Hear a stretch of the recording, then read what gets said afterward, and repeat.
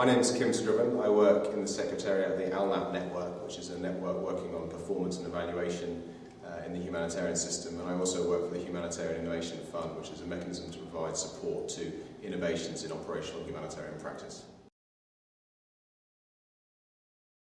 I think over the years there have been many different approaches taken to improving the performance of agencies as they seek to help those caught up in emergencies and disasters, and innovation has in recent years been seen as a route for both incremental and transformational improvements in the performance of agencies. I think that on a tokenistic level it can be seen as a packaged solution, an innovation that will solve everyone's problems, and I think that that can be a bit of a simplistic way of looking at it.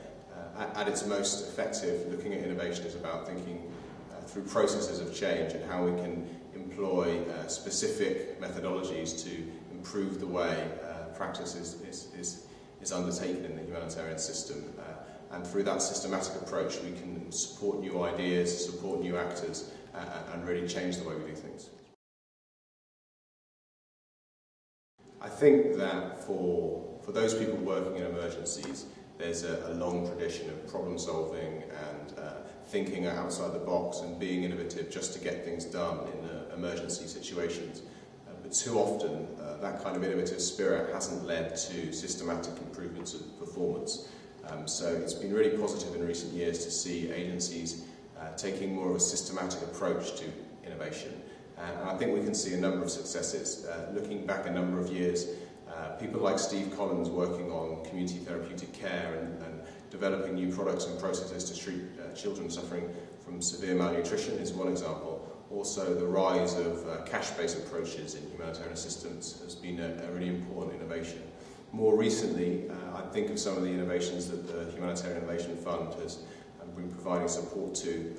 Organisations like the Red Cross working in Haiti to set up a telephone line where people can call up and get information tailored to their needs about things like cholera and sexual health and disaster preparedness. Also, as well as programs in Bangladesh to support fishermen with GPS information on coming weather events so that they can get back to port in a safe and timely manner. As well as other innovations such as working with beneficiary populations in Somaliland to improve their access to information about the organisation's work and to give them an SMS platform where they can feed back on the performance of the humanitarian organisations. I think it's been really positive to see innovation rising up the agenda of organisations, and we shouldn't discount the fact that it's difficult for bureaucracies to engage in change processes, so we should take note of where we've got to. But I think now what really needs to happen is for the system to think systematically about how it can use its networks and its consortiums to really create an ecosystem which is supportive to risk-taking, which is accepting of failure, and which is prepared to invest resources across organisations in processes and platforms that support the testing of new ideas, the bringing in of new voices, and searching for innovative approaches to the wide range of challenges faced by the humanitarian system.